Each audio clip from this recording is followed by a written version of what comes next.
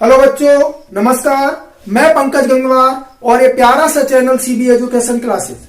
यदि आप चैनल पर पहली बार विजिट कर रहे हो तो प्लीज चैनल को सब्सक्राइब कीजिए, बेल आइकन जरूर प्रेस कीजिए ताकि आपको आने वाले सारे वीडियोज मिलते रहें। अध्ययन की श्रृंखला में आज फिर हम आपको केमिकल काइनेटिक्स में आगे जो भी टॉपिक शेष बचे हैं उनको पढ़ाने का प्रयास करेंगे, जिनमें हमारा आज का पहला टॉपिक रहेगा collision theory of rate of reaction, अर्थात अभिक्रिया दर का टक्कर सिद्धांत। रिएक्शंस कैसे होती हैं, अभिक्रियाएं कैसे होती हैं, ये इस सिद्धांत के द्वारा हमें पता चलता है।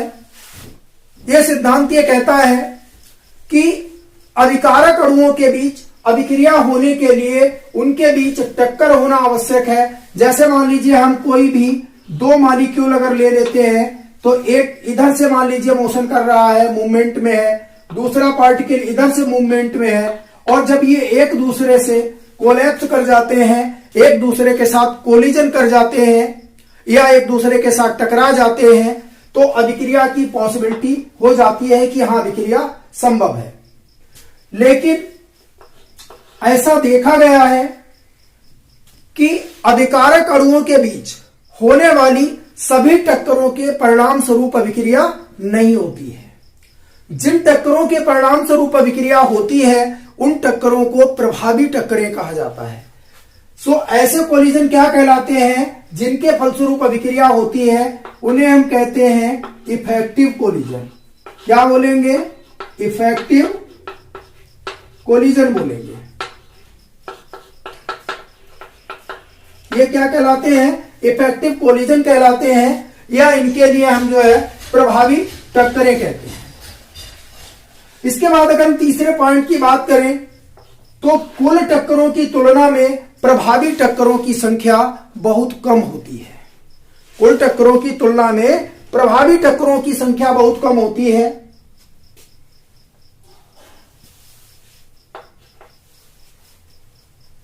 जिन टक्करों के परिणाम स्वरूप अभिक्रिया होती है, अर्थात इफेक्टिव कोलिजन होने के लिए यानी प्रभावी टक्करें होने के लिए अभिकारक अणुओं के पास उनकी एक औसत ऊर्जा से अधिक एक निश्चित न्यूनतम ऊर्जा का होना आवश्यक है। तो प्रभावी टक्कर होने के लिए अभिकारक अणुओं के पास उनकी औसत ऊर्जा से अधिक एक निश्चित न्यूनतम ऊर्जा का होना आवश्यक है, और इस प्रकार की निश्चित न्यूनतम ऊर्जा को ही हम एक्टिवेशन एनर्जी कहते हैं या सक्रियण ऊर्जा कहते हैं, और सक्रियण ऊर्जा को हम E से रिप्रेजेंट करते हैं। तो अगर हम एक्टिवेशन एनर्जी की बात करें या सक्रियण ऊर्जा की बात करें तो सक्रियण ऊर्जा को हम इस तरह से परिभाषित कर सकते हैं कि अभिकारक अणुओं की एक औसत ऊर्जा से अधिक वह निश्चित न्यूनतम ऊर्जा जो उनके बीच प्रभावी टक्कर होने के लिए पर्याप्त होती है सक्रियण ऊर्जा कहलाती है या एक्टिवेशन एनर्जी कहलाती है। जिन अणुओं के पास सक्रियण ऊर्जा होती है उन अणुओं को सक्रियत अणु कहते हैं। क्या कहा जाता है? सक्रियत अणु कहा जाता है। जिनके पास एक्टिवेशन ऊर्जा होती है, एक्टिवेशन एनर्जी होती है या सक्रियण ऊर्जा होती है, उनके लिए सक्रियत अणु कहा जाता है। और कुल अणुओं की तुलना में सक्रियत अणुओं का अंश बहुत कम होता है, या सक्रिय अणुओं का अंश जो है वो उनकी तुलना में नाम मात्र बराबर होता है। अगर हम इसकी बात करें तो सक्रियत अणुओं का अंश जो है सदैव लेस देन 1 होता है, यानी 1 से सदैव ये वैल्यू कम होती है। सक्रियत अणुओं के अंश को हम एक सूत्र के द्वारा रिप्रेजेंट कर सकते हैं। तो सक्रियत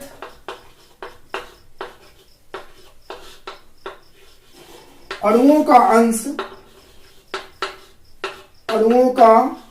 अंश ये F बराबर होता है AE minus EA upon RD। तो ये सक्रिय अणुओं का अंश है जिसको कि हम F से रिप्रेजेंट कर रहे हैं, और ये एक्टिवेशन एनर्जी है, R आदर्श गैस कांस्टेंट है, और T यहां पर परमताप है। अब हम अगले पॉइंट की बात करते हैं।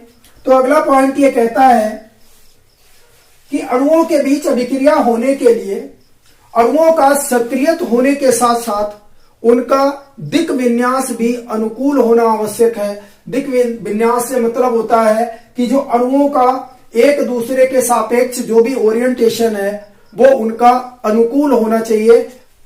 इसके बाद अगला पॉइंट ये कहता है कि किसी भी अभिक्रिया की दर प्रभावी टक्करों की संख्या प्रति लीटर प्रति सेकेंड पर निर्भर करती है। अब हम बात करेंगे अभिक्रिया दर को प्रभावित करने वाले कारकों की। तो अभिक्रिया दर के लिए कौन कौन से भौतिक कारक प्रभावित करते हैं, जिनमें पहला कारक है सांद्रता का प्रभाव, effect of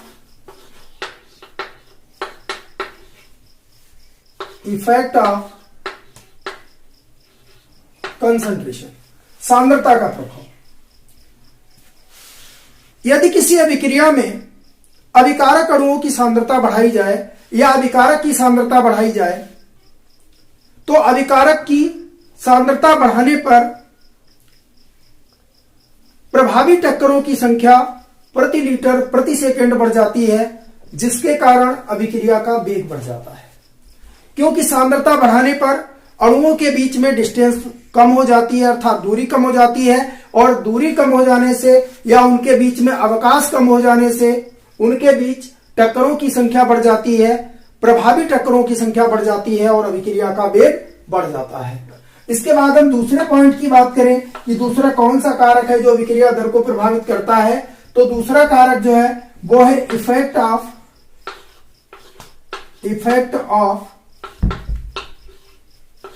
temperature. Effect of temperature. यदि हम सांद्रता को निश्चित करते हुए अभिक्रिया का ताप बढ़ाते हैं तो अभिक्रिया का ताप बढ़ाने पर सक्रियत अणुओं का अंश बढ़ जाता है। यदि ताप बढ़ाते हैं तो सक्रियत अणुओं का अंश बढ़ जाता है, और सक्रियत अणुओं का अंश बढ़ जाने से अभिक्रिया का वेग बढ़ जाता है। इसके बाद हम तीसरे कारक की यहां पर बात करते हैं। तो तीसरा कारक है हमारा इफेक्ट ऑफ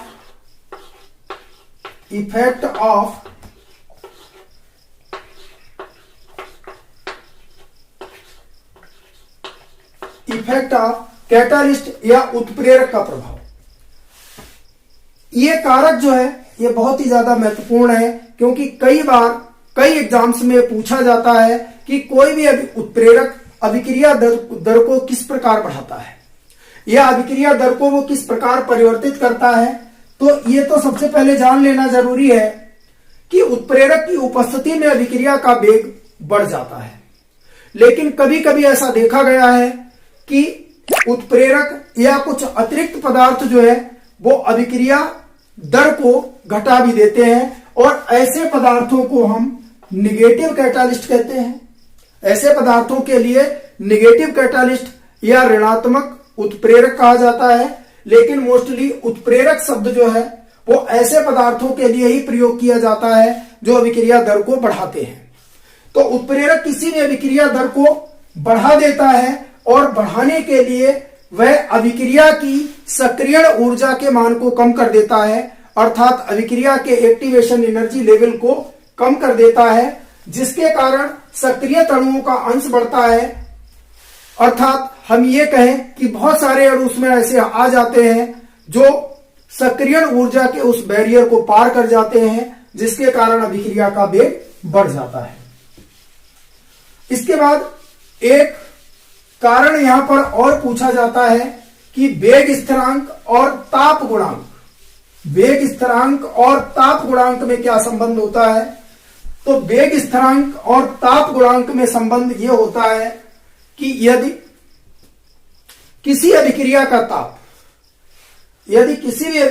ताप 10 से 20 डिग्री या 20 से 30 डिग्री बढ़ाते हैं तो ऐसा देखा गया है कि प्रति 10 डिग्री टेम्परेचर बढ़ाने पर, प्रति 10 डिग्री टेम्परेचर बढ़ाने पर अभिक्रिया का वेग स्थिरांक 2 से 3 गुना हो जाता है। वो 2 से 3 गुना तक परिवर्तित हो जाता है, यानी कि प्रत्येक 10 डिग्री टेम्परेचर बढ़ाने पर वेग स्थिरांक के मान में 2 से 3 गुने का परिवर्तन हो जाता है। वेग स्थिरांक और ताप गुणांक में संबंध के बाद हम बात करते हैं वेग स्थिरांक पर ताप के प्रभाव की। तो वेग स्थिरांक पर ताप के प्रभाव का अध्ययन आर्रेनियस नामक वैज्ञानिक ने दिया था और इस संबंध को, इस रिलेशन को एक इक्वेशन के रूप में प्रेषित किया, जिसे आर्रेनियस इक्वेशन के नाम से जाना जाता है। इसे निम्न प्रकार से व्यक्त किया जा सकता है और यहां पर हम देख सकते हैं कि log वेज 10 के log वेज 10 a minus E A upon 2.303 RT। यहां पर K वेग स्थिरांक, E A activation energy, R आदर्श गैस नियतांक और T परमताप है। यदि हम किसी अभिक्रिया के लिए विभिन्न अलग अलग ताप रेंज में वेग स्थिरांकों का अध्ययन करते हैं तो उसके लिए हम इस समीकरण को एक बार फिर मॉडिफाई कर सकते हैं या परिवर्तित कर सकते हैं। तो दो अलग अलग ताप रेंज के लिए इस समीकरण को इस प्रकार से लिखा जा सकता है, log वेज 10 के 1 अपॉन K2। यहां K1 और K2 अलग अलग ताप रेंज में अभिक्रिया के लिए वेग स्थिरांक है। ये बराबर होता है E A अपॉन 2.303 RT और यहां पर हम कर लेते हैं 1 upon T2 minus 1 upon T1। तो इस प्रकार से हम दो अलग अलग ताप रेंज में एक अभिक्रिया के वेग स्थिरांकों का यानी K1 और K2 का अध्ययन कर सकते हैं, अर्थात उनमें हम कंपैरिजन कर सकते हैं। इन विभिन्न चीजों को देखने के बाद अब हम बात करेंगे ऑर्डर ऑफ रिएक्शन की, मॉलिक्यूलरिटी ऑफ रिएक्शन की, कि अभिक्रिया की कोटि क्या होती है, अभिक्रिया की आणविकता क्या होती है, क्योंकि कोटि और आणविकता में बहुत अधिक कंफ्यूजन हमें होता है, बहुत अधिक समस्याएं इसमें आती हैं। थोड़ा सा ध्यान देना है, बाकी हम अच्छे से इसे समझ सकते हैं। तो अब बात करेंगे हम सबसे पहले अभिक्रिया की कोटि को समझने के लिए। तो अभिक्रिया की कोटि के लिए सबसे पहले हमें रेट इक्वेशन पढ़ना होता है। सबसे पहले हम बात करेंगे रेट इक्वेशन की। सबसे पहले हम बात करेंगे दर समीकरण की। तो अभिक्रिया की दर समीकरण को ज्ञात करने के लिए या दर समीकरण को मेंशन करने के लिए सबसे पहले हम एक जनरल रिएक्शन देख लेते हैं, एक सामान्य अभिक्रिया देख लेते हैं। तो अभिक्रिया हमारे पास एक रिएक्शन है, एक रिएक्शन हमने कोई सी जनरल ले रखी है। ये रिएक्शन है A plus B, reversible arrow यहां पर लगा लेते हैं और ये हो जाएगा C प्लस डी। अगर इनमें हम जो A और B रिएक्टेंट हैं, यदि इनमें हम इनके मोलों की संख्या को लिखें तो A के मोलों की संख्या को हम स्मॉल a लिख सकते हैं, B के मोलों की संख्या को स्मॉल b लिख सकते हैं और C के मोलों की संख्या को स्मॉल c लिख सकते हैं और D के मोलों की संख्या को स्मॉल d लिख सकते हैं। अगर हम दर समीकरण की बात करें तो इसके लिए हमें द्रव्यानुपाती क्रिया नियम को फॉलो करना होगा। द्रव्यानुपाती क्रिया का नियम क्या होता है या लॉ ऑफ मास एक्शन क्या होता है? लॉ ऑफ मास एक्शन कहता है कि किसी रासायनिक अभिक्रिया की दर अभिक्रिया में भाग लेने वाले अभिकारकों के सक्रिय द्रव्यमानों के गुणनफलों के समानुपाती होती है। यानी किसी रासायनिक अभिक्रिया की दर अभिक्रिया में भाग लेने वाले अभिकारकों के सक्रिय द्रव्यमानों के गुणनफलों के समानुपाती होती है। तो यहां पर अगर हम दर की बात करें तो ये हो जाएगा dx upon dt। dx upon dt। हम केवल एक रिएक्शन की बात करते हैं तो हम केवल फॉरवर्ड रिएक्शन की अभी बात करेंगे। अग्र अभिक्रिया की बात करेंगे तो अग्र अभिक्रिया के लिए हमारे पास रिएक्टेंट कौन से हो जाते हैं? हमारे पास रिएक्टेंट हो जाते हैं A और B। तो यहां पर A और B यहां पर जो ए और बी अभिकारकों की जो दर है यानी dx अपॉन dt जो इसका है वो किसके बराबर हो जाएगा, ए का सक्रिय द्रव्यमान और इंटू बी का सक्रिय द्रव्यमान। ए का सक्रिय द्रव्यमान और इसमें जो मोलों की संख्या है वो ए के ऊपर हम ए के मोलों की संख्या लगा देते हैं और बी के ऊपर हम बी के मोलों की संख्या लगा देते हैं। अगर हम यहां पर समानुपाती नियतांक हटाएं, प्रोपोर्शनैलिटी कांस्टेंट को अगर हम हटा दें तो यहां पर हम लिख सकते हैं dx अपॉन dt ये बराबर हो जाएगा k, और यहां पर अग्र अभिक्रिया है इसलिए हम k को kf लिख लेते हैं, मतलब अग्र अभिक्रिया का वेग स्थिरांक, और ये बराबर हो जाएगा a का सक्रिय द्रव्यमान पावर a इंटू बी का सक्रिय द्रव्यमान पावर a। अब यहां पर हम बात करते हैं कि ये हमारे पास हो गई दर समीकरण। दर समीकरण से हम अभिक्रिया की मॉलिक्यूलरिटी, अभिक्रिया की आणविकता और अभिक्रिया की कोटि की बात करते हैं कि अभिक्रिया की आणविकता क्या होती है और अभिक्रिया की कोटि क्या होती है। सबसे पहले हम बात कर लेते हैं मॉलिक्यूलरिटी ऑफ रिएक्शन की।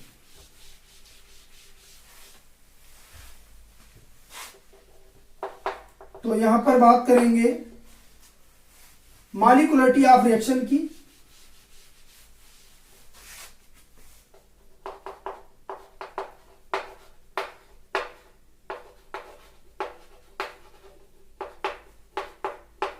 मॉलिक्यूलरिटी ऑफ रिएक्शन, अभिक्रिया की आणविकता की बात करते हैं। अभिक्रिया की आणविकता को अगर हम परिभाषित करें तो अभिक्रिया की आणविकता की परिभाषा इस प्रकार दे सकते हैं कि किसी भी अभिक्रिया के प्रारंभिक पद में भाग लेने वाले अणुओं की संख्या अभिक्रिया की आणविकता के बराबर होती है। यानी किसी भी अभिक्रिया के प्रारंभिक पद में कितने अणु भाग ले रहे हैं, जितने भी अणु भाग ले रहे हैं तो वह उस अभिक्रिया की आणविकता कहलाएगी। इस आधार पर जो अभिक्रियाएं होती हैं वो यूनिमॉलिक्यूलर है,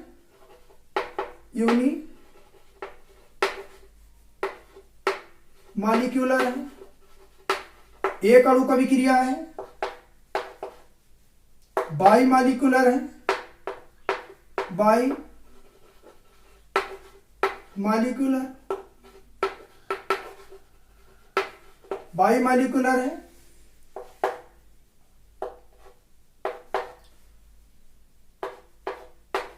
ट्राई मॉलिक्यूलर है,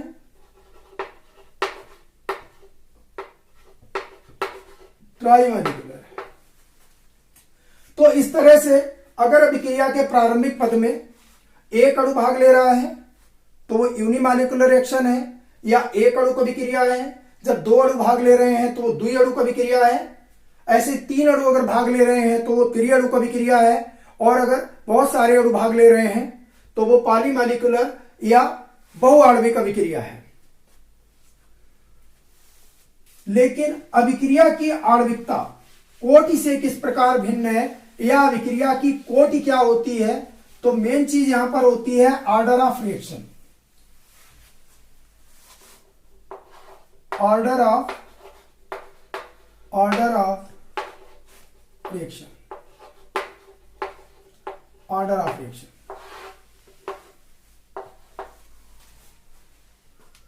ऑर्डर ऑफ रिएक्शन जो है उसे हम तभी समझ सकते हैं जब हम मॉलिक्यूलरिटी और ऑर्डर ऑफ रिएक्शन दोनों में डिफरेंस करना सीख सकें। अगर हमें डिफरेंस नहीं आता है कि दोनों में अंतर क्या है तो दोनों चीजें हमारी क्लियर नहीं होती हैं।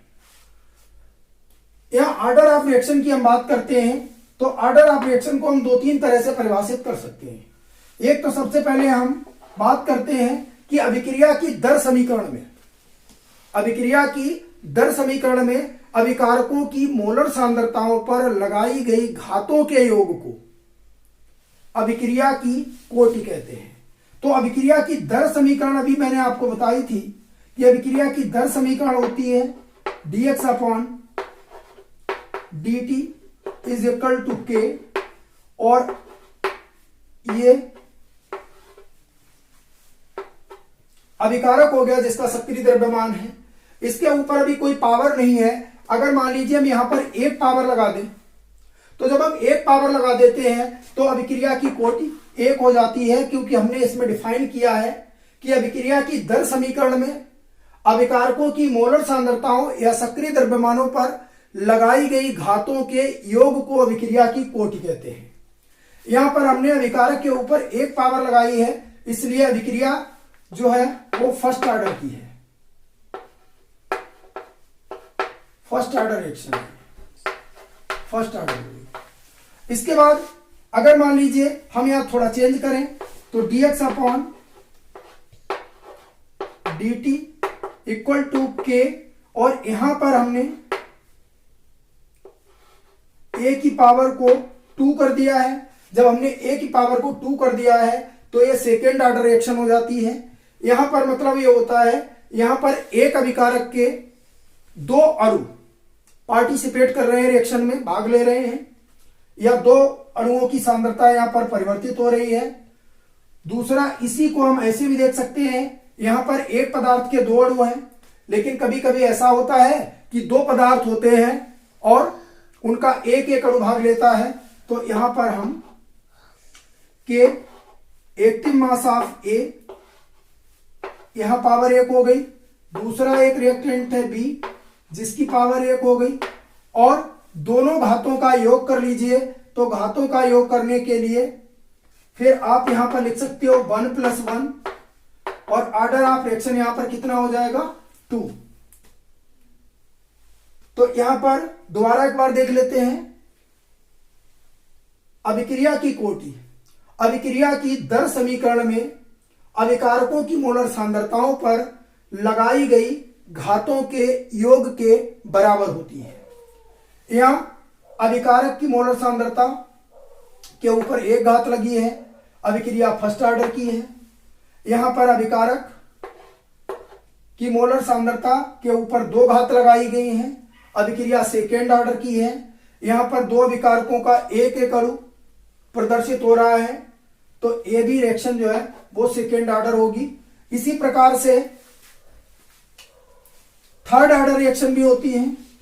तो थर्ड ऑर्डर रिएक्शन को हम इस तरह से भी देख सकते हैं कि थर्ड ऑर्डर रिएक्शन में क्या क्या कंडीशन हो सकती है। थर्ड ऑर्डर रिएक्शन में यहां पर एक अभिकारक की 3 घात हो सकती है, यहां पर एक अभिकारक की 2 घात हो सकती है, और एक अभिकारक की 1 घात हो सकती है। तीसरी कंडीशन इसमें और बनती है, dx upon dt is equal to k, और यहां पर a b और c 3 हो गए, और तीनों की हम एक एक घात कर सकते हैं। ये तीनों ही अभिक्रियाएं थर्ड ऑर्डर है, लेकिन फिलहाल इंटरमीडिएट में हमारे लिए केवल फर्स्ट ऑर्डर रिएक्शन पे फोकस करना होता है। फर्स्ट ऑर्डर के अतिरिक्त यहां पर 2 अन्य तरह की भी क्रियाएं देखी जाती हैं, जिनमें एक रिएक्शन आती है जीरो ऑर्डर,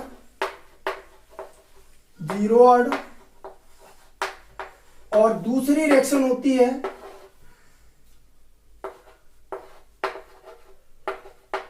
सीडो फर्स्ट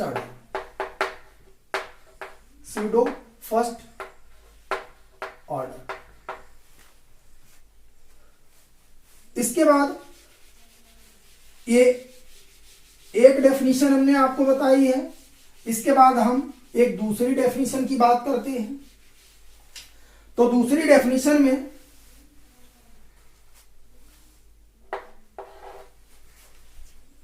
किसी भी अभिक्रिया में भाग लेने वाले अणुओं की वह संख्या जिसकी सांद्रता परिवर्तित होती है, अभिक्रिया की कोटि के बराबर होती है, या अभिक्रिया कोटि को निर्धारित करती है। हम इस चीज को ठीक उसी प्रकार से समझ सकते हैं आणविकता और कोटि को, कि जैसे मान लीजिए एक क्लास है जिसमें 50 स्टूडेंट हैं, 50 स्टूडेंट हैं,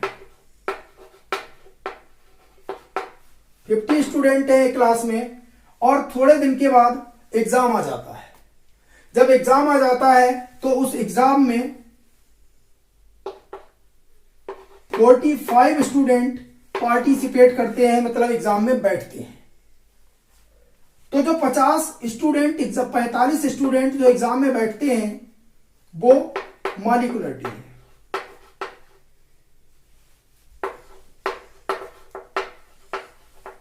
वो मॉलिक्यूलर है। और इस 45 में से मान लीजिए 40 स्टूडेंट पास आउट होते हैं। पास आउट होने का मतलब ये हुआ कि ये अगले क्लास में पहुंच जाते हैं। बाकी के 5 स्टूडेंट जो हैं ये उसी क्लास में पहुंच रह जाते हैं। कहने का तात्पर्य यह है कि पार्टिसिपेट तो 45 ने किया है, लेकिन क्लास केवल 40 का ही चेंज हुआ है। जो परसेंटेज मेंशन का काम है वो केवल 40 स्टूडेंट ने किया है। तो इसी प्रकार से अभिक्रिया में भाग लेने वाले अणुओं की संख्या या मॉलिक्यूलरिटी अलग हो सकती है, और अभिक्रिया की कोटि अलग हो सकती है, क्योंकि कोटि को केवल वे ही अणु निर्धारित करते हैं जिनकी सांद्रता में परिवर्तन होता है, जो प्रोडक्ट फॉर्मेशन में अपना रोल प्ले करते हैं।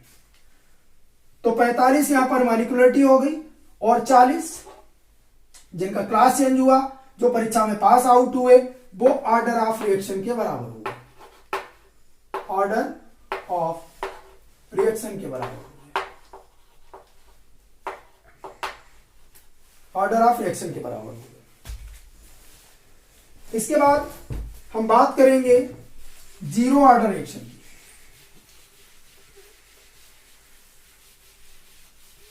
जीरो ऑर्डर रिएक्शन, सबसे पहले यहां बात करें जीरो ऑर्डर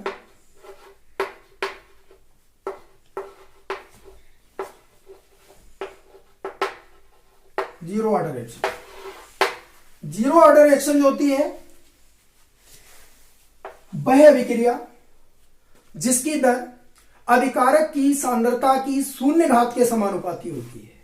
वह अभिक्रिया जिसकी दर अभिकारक की सांद्रता की शून्य घात के समानुपाती होती है, जिसे हम dx/dt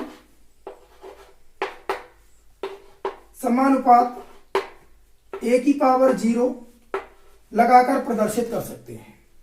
और जिस टर्म की पावर 0 हो जाती है उसकी वैल्यू 1 हो जाती है, उसकी वैल्यू 1 हो जाती है। और यह मैंने आपको बताया है कि जब किसी अभिकारक की सांद्रता एकांक हो जाती है तो वेग स्थिरांक अभिक्रिया दर के बराबर हो जाता है, जिसे हम स्पेसिफिक रेट ऑफ रिएक्शन या विशिष्ट अभिक्रिया दर कहते हैं। तो जो शून्य कोटि अभिक्रियाएं होती हैं उनका वेग अभिकारक की सांद्रता की शून्य घात के समानुपाती होता है, या उनकी दर जो है वो वेग स्थिरांक के बराबर हो जाती है। इस प्रकार की अभिक्रियाएं शून्य कोटि अभिक्रियाएं कहलाती हैं।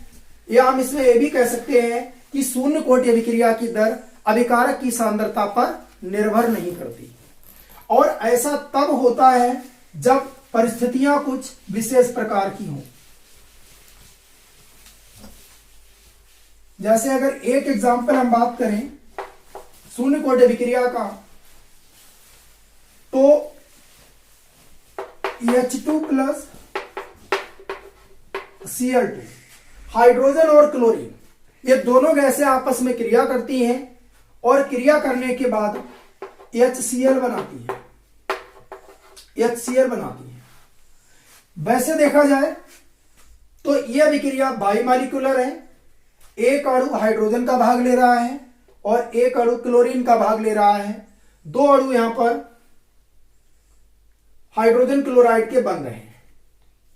अभिक्रिया की कोटि भी 2 है, लेकिन अगर हम इस पे एक कंडीशन अप्लाई कर दें, और वो कंडीशन कौन सी है? सनलाइट की। सनलाइट लगा दें तो अगर यह अभिक्रिया सूर्य के प्रकाश की उपस्थिति में होती है तो ये जीरो ऑर्डर हो जाती है। इसी प्रकार से कुछ अन्य विक्रियाएं भी हैं, जैसे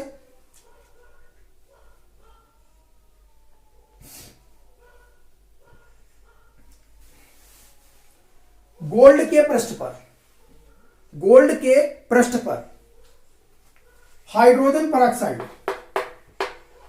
H2O2 का अपघटन होता है और H2O plus O2 hydrogen peroxide का अपघटन होता है और जल और ऑक्सीजन बनती है।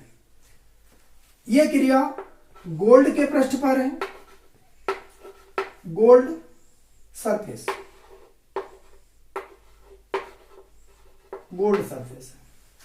तो सोने के पृष्ठ पर या किसी भी उत्प्रेरक के पृष्ठ पर जो भी अभिक्रियाएं होती हैं वो मोस्टली जीरो ऑर्डर होती हैं।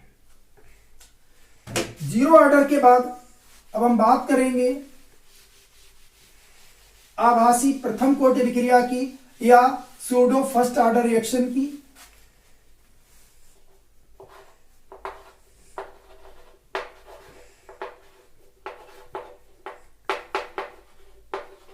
Pseudo first order reaction.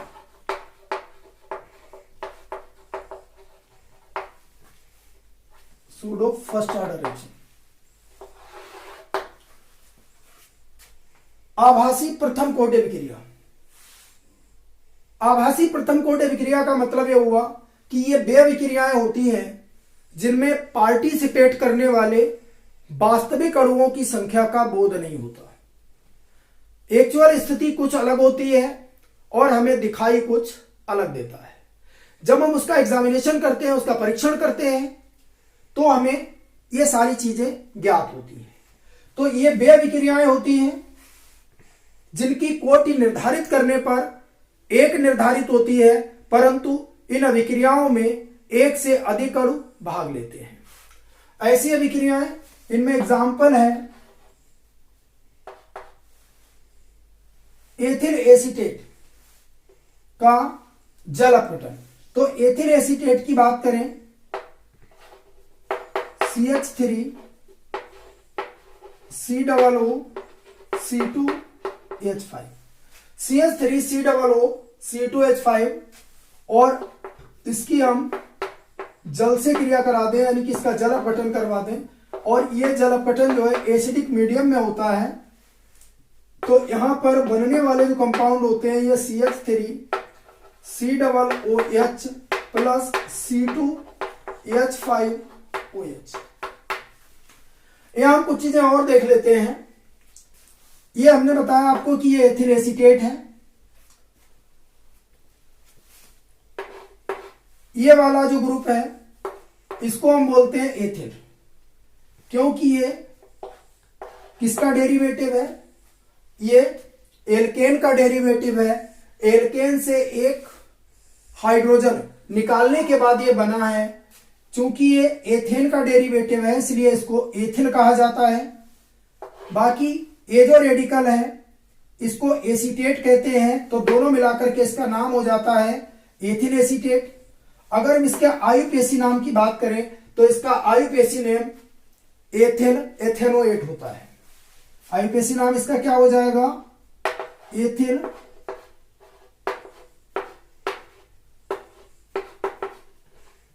Ethanoate हो जाता है। एथिल एथेनोएट हो जाता है और ये commonly called as acetic acid, और इसका आयुपेसी नाम जो है वो एथेनोइक एसिड होता है। इसका आयुपेसी नाम एथेनॉल होता है। तो ये दोनों चीजें हमें देख लेनी है।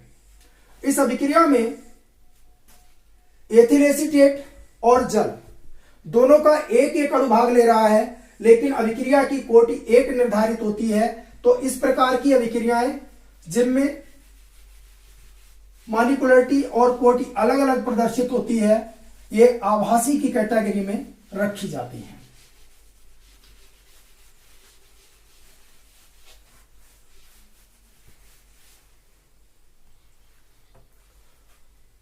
इसके बाद हम बात करेंगे फर्स्ट ऑर्डर रिएक्शन की। क्योंकि फर्स्ट ऑर्डर रिएक्शन को ही हमें थोड़ा डिटेल में पढ़ना है, उससे संबंधित बहुत सारे न्यूमेरिकल्स वगैरह भी आते हैं, तो उसको हमें पढ़ना है इंटरमीडिएट के लिए। बाकी अलग जब भी हम टॉपिक पढ़ाएंगे आपको, सेकेंड ऑर्डर और थर्ड ऑर्डर जब हम आपको पढ़ाएंगे डिटेल में, तो वो फिलहाल अभी के हिसाब से, इंटरमीडिएट के हिसाब से नहीं है। आगे जैसा भी होगा उसको समय आने पर मैं पढ़ाऊंगा। तो हम फर्स्ट ऑर्डर की पहले बात करें। फर्स्ट ऑर्डर का मतलब होता है कि ये वे अभिक्रियाएं होती हैं, ये वे अभिक्रियाएं होती हैं जिनकी दर एक अभिकारक की सांद्रता की प्रथम घात के समानुपाती होती है। यानी प्रथम कोटि अभिक्रियाएं वे होती हैं जिनकी दर एक अभिकारक की सांद्रता की प्रथम घात के समानुपाती होती है, और इसको हम dx/dt, यहां पर प्रोपोर्शनैलिटी कांस्टेंट लगा लें, और A का सक्रिय द्रव्यमान यहां पर पावर 1 हो जाएगा। ये फर्स्ट ऑर्डर रिएक्शन है, और इस पे हम अपने नेक्स्ट वीडियो में, अपने अगले वीडियो में आपसे चर्चा करेंगे, और उम्मीद है कि इससे संबंधित जो भी चीजें हैं वो हम अपने अगले एक वीडियो में ही क्लियर कर देंगे, जिससे हमारी इन 3 वीडियो में आपका ये केमिकल काइनेटिक्स पूरा चैप्टर खत्म हो जाएगा। और तब तक के लिए धन्यवाद। Thank you so much.